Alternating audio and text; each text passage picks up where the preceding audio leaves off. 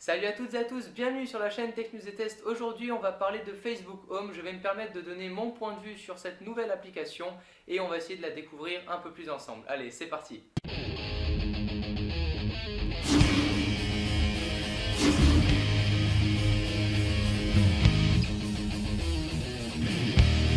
Et donc on démarre en vous présentant cette application par tout d'abord donc le déverrouillage. Je précise que j'utilise celle-ci sur le HTC One X puisqu'elle est disponible uniquement sur le HTC One, One X, Galaxy S3 et Galaxy S4. Je ne sais pas s'il y a d'autres modèles, vous me direz en cas dans les commentaires s'il y en a. On déverrouille donc avec le petit Unlock, le bouton juste au-dessus du téléphone. Et là, qu'est-ce que nous avons Nous avons tout d'abord nos fichiers d'actualité qui passent. Comme ça, on peut directement les visionner d'un coup de doigt, ce qui est assez joli on va dire, mais assez chiant si vous vous retrouvez avec 800 ou 900 amis, que vous ne connaissez pas tout le monde et vous vous retrouvez avec des photos des fois un peu bidons, vous vous demandez ce qu'elles font là, et c'est tout simplement les personnes que vous ne connaissez pas qui passent dans votre fil d'actualité. On a la possibilité donc d'avoir trois choix, ou aller vers le HTC Sense en allant donc vers la droite, et là je me retrouve avec mon menu d'application normal du HTC One X. Quand je reviens à mon menu, j'ai deux autres choix. Le choix application qu'on peut personnaliser ici. Donc vous avez une page qui est préfaite, on va dire, avec vos applications de base. Et si vous tournez votre doigt juste vers la gauche, vous avez la possibilité de sélectionner les applications que vous souhaitez mettre à l'intérieur d'une page. Ça marche un peu comme iPhone. Imaginons, je veux mettre mon application téléphone, je viens rester appuyé ici. Et voilà, mon application téléphone se balade du bout du doigt. Je peux donc la placer où je veux.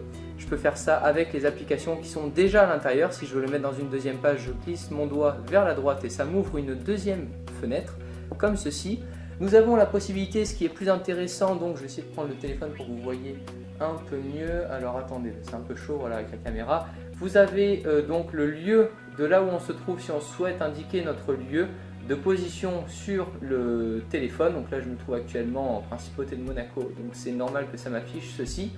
On a la possibilité aussi avec la photo, on peut prendre une photo donc directement de nos applications, ce qui est très pratique également.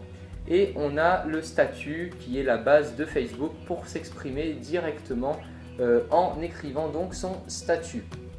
Qu'est-ce qu'on a d'autre comme application? Moi je trouve ça sympa qu'ils aient fait une application comme ça Facebook, mais franchement c'était pas utile, on en avait largement assez avec les applications de base Messenger de Facebook et l'application donc basique. C'est un peu plus galère je trouve à l'utilisation de tous les jours d'avoir une application comme celle-ci.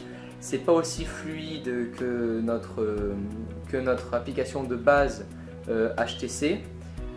Et on a quand même beaucoup moins de choix pour les références d'applications. Enfin, je ne suis pas conquis par cette application, je la trouve un peu trop basique à mon goût. On a donc la possibilité ici en appuyant de se déconnecter, d'avoir les paramètres de Home, il n'en propose pas énormément malheureusement. Donc on a nos paramètres Facebook habituels, actualiser Messenger, utilisation de données, bref, désactiver Facebook Home, c'est ce que d'ailleurs je vais m'empresser de faire. Pour vous montrer donc mon application normale. Voilà, donc je clique sur HTC Sense au lieu de Home et je fais toujours pour me connecter toujours, et voilà là mon application basique. Je trouve que c'est quand même vachement plus agréable d'avoir ces widgets avec sa météo qui défile plutôt qu'un truc tout basique Facebook avec nos fils d'actualité qui défilent par derrière. Vous me direz ce que vous en penserez dans les commentaires. De toute façon, d'après les rumeurs, celle-ci devrait peut-être être enlevée du Android Store. Je sais vraiment pas ce que va devenir cette application, si elle va évoluer ou plutôt être retirée du store Android. Pour l'instant elle est disponible que chez Android et que sur certains téléphones on ne la trouve pas encore donc sur le Apple Store.